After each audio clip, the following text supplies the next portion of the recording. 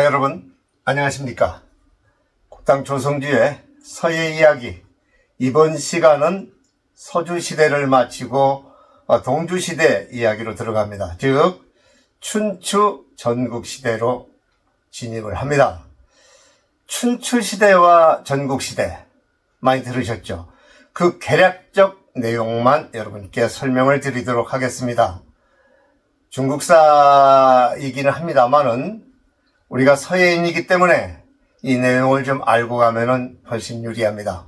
이 시기에는 약육 강식의 시대로 서예사도 특별히 그렇게 크게 정리할 것이 많지 않습니다. 서체가 나라별로 많이 다르고 각각 변천에서 점점 소전으로 접근하는 그러한 행태를 보이고 있는 시기이기도 합니다. 자, 그러면은 실기는 없고요. 요지만 정리해서 여러분께 전달해 드리도록 하겠습니다. 참고하실 것은 작년 백강 중에 초백서도 있고 간독도 있고요. 후마 맹서류도 있고 그렇습니다. 그거를 다음 강의에 안내를 해드릴 테니까 참고로 삼으시면 좋겠습니다. 자, 그럼 바로 시작합니다. 네, 국당 조성주의 서예 이야기 역대 서사 압축 파일 제24강 선진시대 3번인데요. 은상 주나라 춘추 전국시대의 서법입니다. 오늘은 두 번째로 서주시대가 끝나고 두 번째로 동주시대, 즉 기원전 770년에서 기원전 256년까지죠. 역사 간설 대강 줄거리를 말씀드리겠습니다. 이 동주시대, 즉 춘추 전국시대는 이 이야기로 매듭을 짓습니다. 무슨 말씀이냐면은 이때는 열국시대로 서예사나 실기는 장년도 강의 중에 많이 들어있습니다. 예컨대 맹설이라든가 초백서, 초간, 그리고 조충전 이런 실기도 진행을 했었고요. 그래서 여기서는 서예사나 실기는 생략을 합니다. 그러니까 그거를 참고를 하시고요. 다음에는 이어서 진대로 넘어갈 예정입니다. 여러 가지로 참고하시기 바랍니다. 자, 그러면은 자료를 잠깐 보여드리겠습니다. 열국시대, 그러니까 춘추 전국시대죠. 그때의 근무는 이렇습니다. 이렇게 생긴 내용들도 있고요. 또 그리고 또 이거는 초간이죠. 작년에 보신 적 있죠? 초백서. 이렇게 한 걸, 이거 작년에 백자 실기 한 적이 있습니다. 이런 것도 있고요. 또 초간도 백자 쓰기를 했었죠. 이렇게 생긴 거 구경하셨죠? 자, 이런 겁니다. 그 다음에 이게 이제 맹서입니다. 이거 후마맹서인데요. 10에서 14강을 참고하시면 되겠습니다. 육국문자도 나갔습니다. 육국문자는 10강에서 12강 작년도 강좌 그거 찾아보시면 나오겠습니다. 참고하시고요. 자, 이게 이제 그 당시에 이런 근문입니다. 형태가 비슷합니다. 두 번째, 동주시대입니다. 동주시대는 기원전 770년에서 기원전 256년까지죠. 역사 간설 대강 줄거리 한번 읽어보겠습니다. 서주의 12대 유왕이 죽고 난 뒤에 동주의 첫 번째 왕은 곧 13대 왕으로 평왕입니다. 그는 폐허가 된 호경에서 기원전 770년 동쪽 낙읍, 즉 낙양이죠. 여기로 천도를 하였는데 이거를 동천이라고 그럽니다. 이것이 주나라의 동천, 즉 동주시대의 시작이 되는 겁니다. 낙읍에 이주한 뒤 주나라 평왕은 4개의 연합국 중 하나인 진나라의 양공에게 이르기를 견융이 차지하고 있는 기와 풍의 땅을 다시 찾아온다면은 그 땅을 진 양공에게 주겠다 하였고, 결국 진 양공은 견융을 서쪽으로 몰아내고 기풍 지역을 차지했는데요. 이 나라가 훗날 천하를 통일한 진시황의 진나라이겠습니다. 저기에 진자가 두 개가 나옵니다. 이 진나라 진자, 진시황의 진자가 있고요. 그 다음에 이따가 나오겠습니다만은 나아갈 진자 진나라가 또 있거든요. 혼동하지 마시고 제가 구분을 해서 말씀드리겠습니다. 춘추 시대의 이야기는 곧 여기에서부터 본격적으로 시작이 됩니다. 사마천의 사기에 의하면은 주나라의 12대 왕인 유왕은 성격이 난폭하고 여자를 지나치게 밝혔다 그럽니다. 기원전 781년 주나라 선왕에 이어서 왕위에 올랐는데요. 자신의 부친 선왕은 주나라를 어렵게 다시 중용을 시켰지만은 유왕은 정치를 잘못함으로써 다시금 주나라를 혼돈 속에 빠뜨렸다. 기록은 이렇게 전하고 있습니다. 주나라는 희씨들이 세운 나라로 주로 강씨들과 혼인을 해왔는데요. 강씨들이 세운 가장 대표적인 나라들이 곧 제나라와 신나라입니다. 이때 신나라는 서쪽의 견윤과 연합하여 주나라를 급습 공격하였고 이때 유왕은 살해되기에 이르릅니다. 자, 그러면은 지금부터 춘추 시기, 그러니까 기원전 770년에서 기원전 403년까지입니다. 춘추 시기가 있고 전국 시기가 있습니다. 이렇게 구분을 합니다. 이 많은 제후국들이 건국되고 사라지기를 반복하면서 중원을 넘나들었는데요. 이 시기를 춘추 시대라고 하며 동주 시대의 전반기에 해당이 됩니다. 제가 오늘 이 강의를 해드리는 거는 이것은 그냥 상식선에서 여러분께서 알아두셔도 결코 나쁘지 아니한 그러한 중국사이기 때문에 우리 서예인들도 알아야 될 내용이기 때문에 이 강의를 일부러 해드립니다. 자, 본문입니다. 이 당시 춘추 5패를 포함한 여러 나라와 춘추 5패가 나옵니다. 여러 나라와 수많은 세력 중에서 가장 위협적인 세력은 오랑캐라고 생각했었던 서쪽의 견융족과 남쪽 양자강 유역의 이 초나라였는데요. 이때만 해도 초나라를 오랑캐 취급을 했다고 합니다. 기원전 658년 드디어 초나라가 대군을 이끌고 주나라의 중원을 쳐들어왔습니다. 이때 제나라의 환공이 주나라의 권위를 높이고 이민족의 침입을 몰아내고자 주장하면서 이 초나라를 토벌하는 데 성공하였는데요.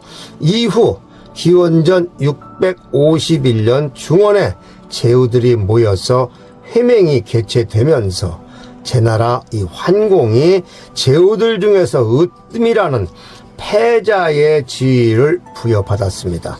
이때 제나라 환공을 패자로 만들어준 인물이 곧 그 유명한 관중이라는 사람입니다. 이런 과정에서 주나라의 봉건 질서는 무너지고 중원의 패자에 의해서 유지된 통치 체제를 회맹 질서라고 그렇게 말합니다. 중원의 회맹 질서는 이 환공이 죽은 뒤 진나라의 문공으로 이어지게 되었고 이 문공까지는 해명 질서가 잘 지켜졌으나 문공 이후에는 오랑캐라 여겼던 초나라를 비롯 오나라의 합녀, 나중에 나옵니다. 그 다음에 부차, 합녀의 아들입니다. 월나라의 구천, 차례로 패자에 등극하면서 해명 질서는 사라지고 오로지 힘에 의한 패권이 가려지는 전국시대로의 진행이 차츰 준비 단계로 들어가게 됩니다. 따라서 힘이 센 제후국들이 곳곳에 숨어 있었던 약소국들을 하나하나 정복하면서 그곳에 현을 설치해서 직접 지배하기 시작을 하였죠. 이렇듯 주나라는 초기의 천명 이념의 덕치와는 전혀 다른 모습의 서주시대와 동주시대로 이렇게 나뉘고 또 동주시대는 춘추시대와 전국시대로 나누어집니다. 자, 여기서 제자백가란 말이 나오죠. 제자백가의 시대가 나오는데요. 이것도 한번 잘 듣고 가시면 좋은 일입니다. 이 제자백가라는 것은 글자 그대로 춘추 전국 시기 여기에 나타난 여러 사상가와 그 학파를 말합니다. 이 춘추 시대는 사회, 경제, 정치에 있어서 일대 변혁기였습니다. 아울러 씨족 체제인 사회의 해체기이며 주나라의 봉건제도와 또한 경제적 군사적 실력주의의 대두기이기도 하였습니다. 구체적으로는 주나라 왕조의 권위 실추에 따르는 제후의 독립과 대립 항쟁의 시대였으므로 이러한 배경 속에서 중국의 사상계는 최초로 활발해졌던 시기라고 할 수 있습니다. 즉 주나라 왕조의 가족제가 붕괴되어 혈연의 가족 일족에서 수호되어 오던 영주가 농민과 경지를 확보하여 실력을 지니고 있는 신흥 지주계층에게 권력을 뺏겨가는 사회적 혼란 속에서 시대는 도리어 실력 본위의 자유로운 유능 인재의 발흥을 촉구하였죠. 제자 백가의 대부분은 이러한 상황 속에서 탄생한 것으로 이해하면 됩니다. 다시 말해서 이토록 혼란스러운 시대를 도대체 어떻게 끝낼 것인가 라는 점에 수많은 사상가들이 쏟아져 나왔고요. 그 가운데에서 유력한 능력을 보였던 사람들을 제자 백가라 이름하는 것입니다.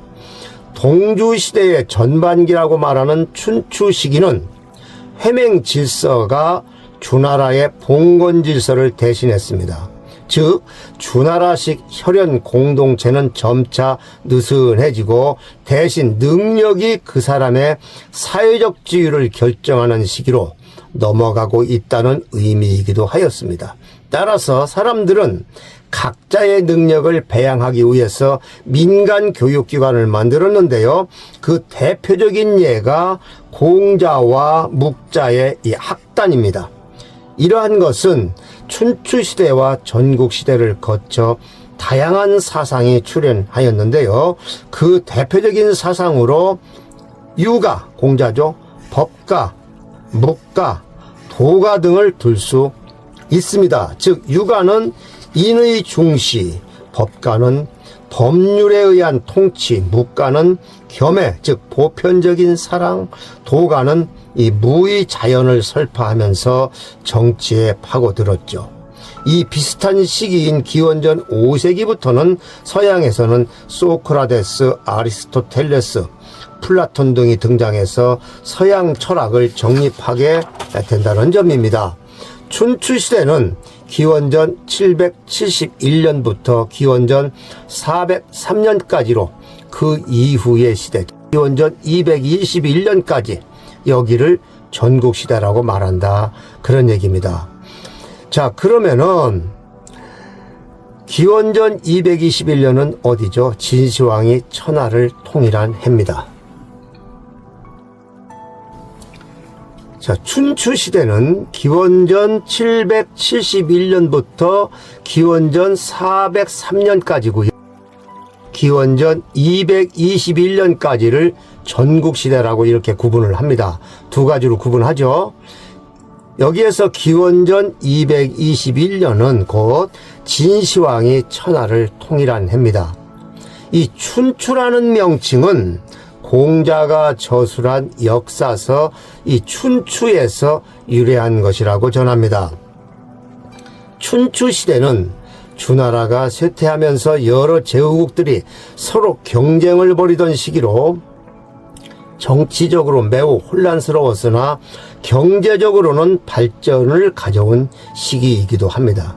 제자백가는 고대 동양 철학의 근본이라 할 수 있죠. 이렇듯 이 시기에 유가, 도가, 법가, 묵가 등 다양한 학파 분야의 사상가들, 즉 제자백가들이 나타나 자신의 주장을 펼쳤는데요. 따라서 다양한 사상과 문화가 발전하고 사회 전반에 큰 변화가 일어났던 시기이기도 합니다.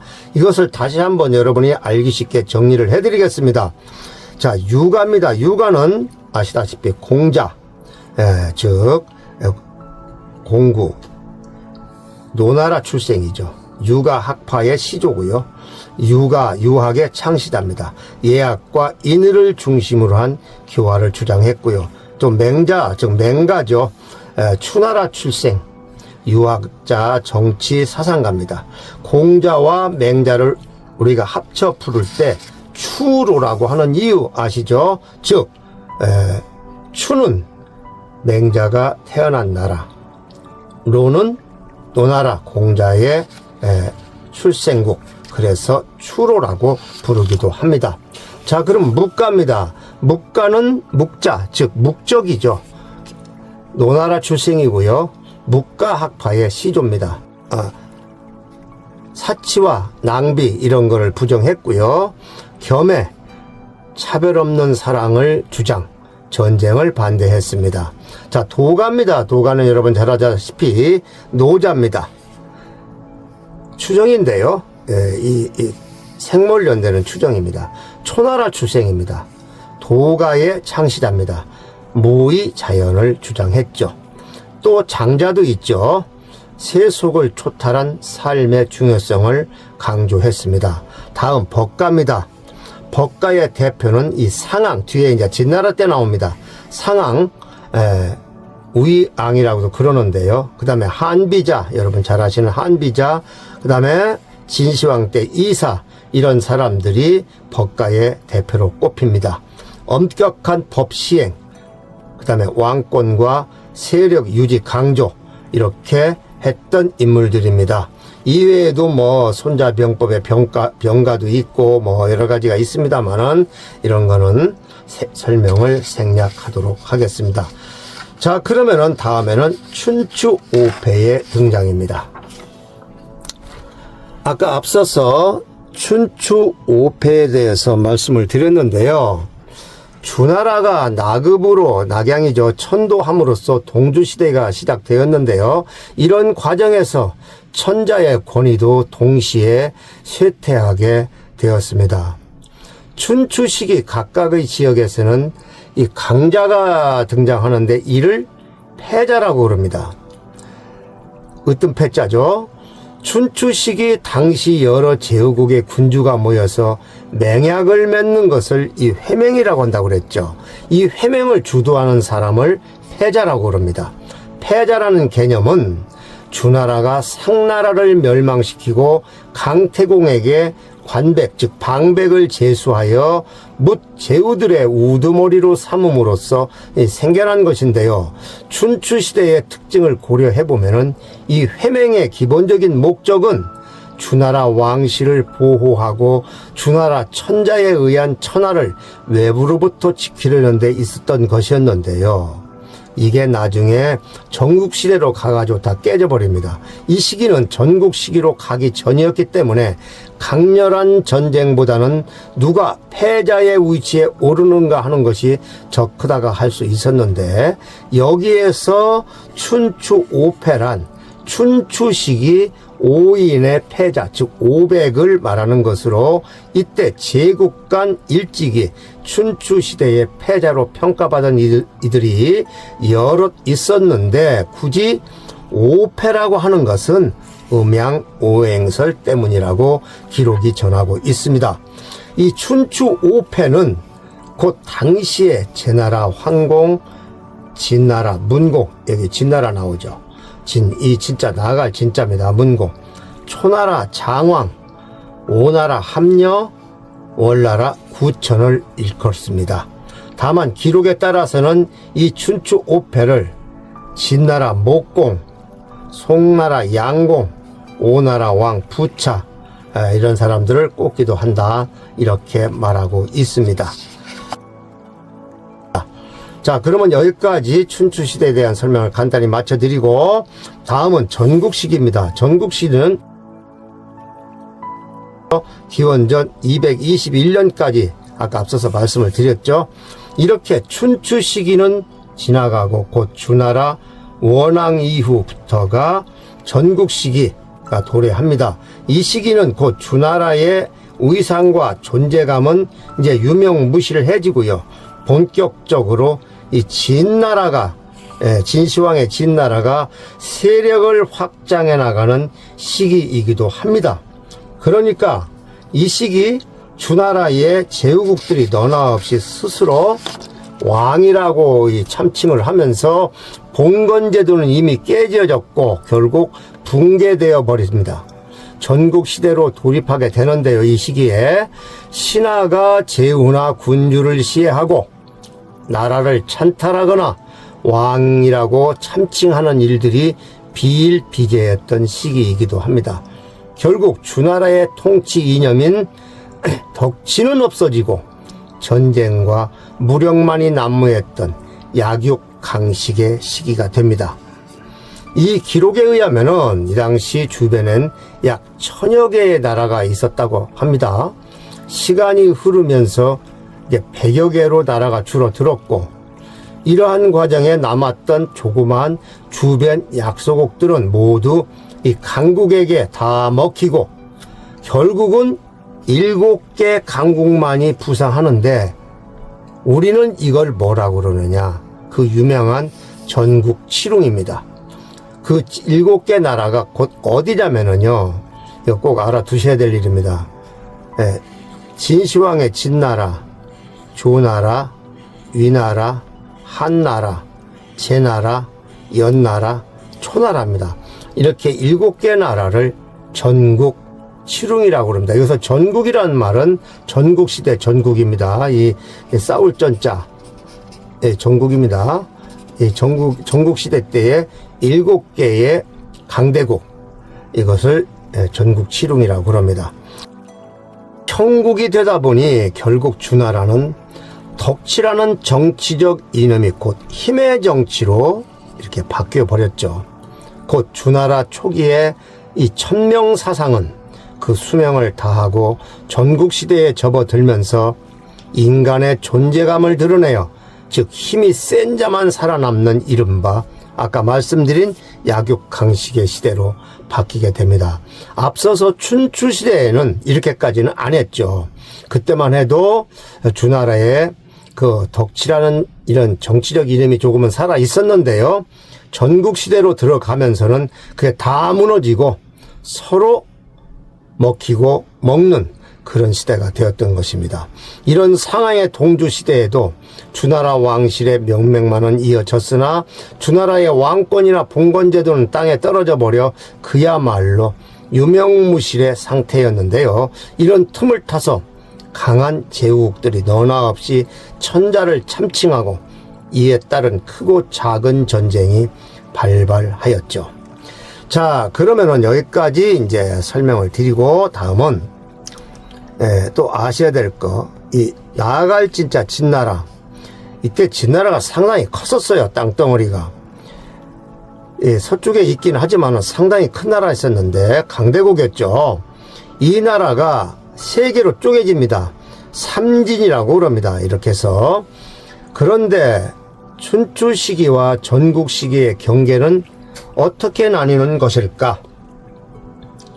전국 시대가 시작되는 시점은 진나라가 3개 나라로 쪼개지는 시점으로 기원전 403년, 이 시기에 진나라는 왕권 다툼이 치열하여 나라가 어지러웠는데요. 서주 시기 주나라로부터 제후국으로 분봉된 이 나아갈 진짜 진나라가 왕권 다툼으로 분열했다는 것 자체가 동주시대로 이전하면서 명목상으로나마 남아있었던 봉건 질서가 완전히 파괴되었음을 의미합니다. 전국시대 이 진나라는 귀족의 분열로 조, 의, 한 이렇게 세 나라가 나뉘어 갖게 됩니다. 존속 기간은 삼진의 분열 전까지로 계산한다고 그러면은요, 35대 왕조에 598년이나 됩니다. 그런데 이렇게 긴 역사를 가졌던 나아갈 진짜 진나라가 세 나라로 쪼개집니다. 나눠 갖는 거예요, 나라를. 사실 춘추 시기 제1강대국이었던 이 진나라, 나아갈 진짜 진나라는 인구가 약 500만 명으로 추정되는데요. 춘추 5패 중에 가장 인구가 많았던 나라였지만 왕권 내분으로 멸망하게 되었고요. 천하의 국면이 바뀌어져 후에 진시황 진나라가 서에서 동으로 대통일을 하게 되는 가능성을 열어주게 됩니다. 춘추 시기 수백 년의 시간 동안 나갈 진짜 진나라는 거대 강국의 존재로 군림을 했는데 실제로 이 시기는 진나라와 초나라 사이의 쟁탈전이라고 봐도 무리가 아니었죠. 따라서 이 시기에 그 밖의 나라는 이 진나라, 나아갈 진짜 진나라의 도전장조차 내밀기 힘든 존재였는데요. 네 분으로 한순간에 3분되어 세계로 쪼개져서 망해버린 거예요. 흥미로운 것은 이 춘추시기 진나라 옆에, 나아갈 진짜 이 진나라 옆에 있던 훗날 천하 통일의 진시황 진나라는 서쪽 변방에 겨우 2류 3류에 불과했기 때문에 이 나아갈 진짜 진나라는 이 같은 진시황 진나라에 대해서 관심의 대상이 될 수도 없었습니다. 그래서 이 시기에 가난하고 약해 빠진 진시황 진나라는 서쪽에서만 발진을 하였을 뿐 동쪽으로는 갈 생각조차 하지 못했는데요. 그런데 그토록 강성했던 이 나아갈 진짜 진나라가 어찌해서 세계로 분열되었을까요?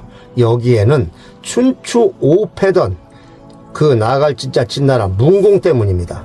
진나라는 춘추 시기 다른 나라에 비교하면은 공족, 즉 종실의 세력이 없었어요. 그 원인을 살펴보면은 이 나아갈 진짜 진나라 초기에는 공족들이 있었는데 왕권을 놓고 내부 다툼이 계속해서 일어나니까 이 진문공의 아버지 진헌공과 그 아들 진문공이 종실에 대해서 모두 숙청을 단행해버리고 이 공족 제도를 없애버렸죠. 그 이후 이 나아갈 진짜 진나라 문공 이후부터는 국왕들은 그들의 공자 공손들을 귀족으로 세우지 않아가지고 이후 진의 공족들은 역사의 무대에서 철저하게 사라져버렸기 때문에 왕실의 힘이 약해진 그러한 원인이 가장 크다고 할 수 있습니다. 이후 나아갈 진짜 진나라 문공은 뭘 만들었냐면은 육경 제도를 만들었는데 이렇게 하다 보니까 그 진나라 왕실에는 혈연 관계는 없고 경대부가 등장하기 시작하였으며 후에 이 제도는 성격이 바뀌어가지고 군정을 모두 이 경대부가 처리하는 지경에 도달하였죠. 이때 이 나아갈 진짜 진나라의 일종의 현, 읍 이런 제도가 생겼습니다. 왕실의 공족이 없는 상황이 되다 보니까 곧 나아갈 진짜 진나라의 분봉제나 마찬가지 제도가 돼버려 현이나 읍은 경대부들의 세습 영지가 돼버렸고 나중에는 급기야 이 진나라의 국토가 왕실의 영지와 경대부들의 영지로 나뉘어 갖는 지경까지 도달하였던 것입니다. 말하자면은 이 진나라가 초기 시행하였던 선진적 경대부 제도가 왕이 바뀌면서 점차 발전하여 경대부들의 세습제가 되었고 이때 이 나아갈 진짜 진나라 내부에는 강대한 6 경대부 가족이 나타났는데요. 곧 지, 조, 한, 위, 범, 중행 이런 것들이 있었는데 이들이 곧 경쟁을 통해서 점차 진나라의 대부분 봉지를 차지하여 끊임없이 세력을 넓혀감으로써 왕실의 토지까지 차지하였지만 이때 왕실에는 이러함을 저지할 수 있는 세력, 즉 왕실의 이른바 공족이 이미 사라져버렸기 때문에 그냥 왕족이 없었다는 얘기죠. 다 숙청해버려가지고 힘을 잃어버려 급기야는 이 진나라 왕의 목숨마저도 위협을 받는 수위에 이르렀습니다. 결국 이 지경에 나아갈 진짜 진나라는 껍데기만 남은 나라가 되었고 위에서 언급한 6개 경대부들이 경쟁을 벌여서 3개만 남았는데 곧 이때 진나라가 세계로 분열한 이른바 경대부 나라가 어디냐면은 한, 위, 조나라 이렇게 세 나라를 합쳐서 우리는 뭐라고 그러냐 삼진이라고 그럽니다. 이 진나라를 세 나라가 쪼개서 가졌다는 얘기죠. 이 삼국은 후일 아까 말씀드린 전국 칠웅에 포함이 됩니다. 그토록 강대였던 진나라는 말하자면 왕족, 공족을 없애버려 가지고 왕실의 힘을 잃어버리는 바람에 결국 경대부들에 의해서 나라가 분열되어 기원전 316년 나라가 3개 국가로 분열했던 여파는 주변 제후국들에게도 많은 영향을 줄 수 있었으므로 전국시대의 군주들은 진나라와 같은 하극상을 당하지 않기 위해서 왕권과 군사력을 증강시킬 수밖에 없었던 것이죠. 그 결과로 전쟁이 끊이지 않는 이러한 전국시대가 도래되었다고 할 수 있습니다.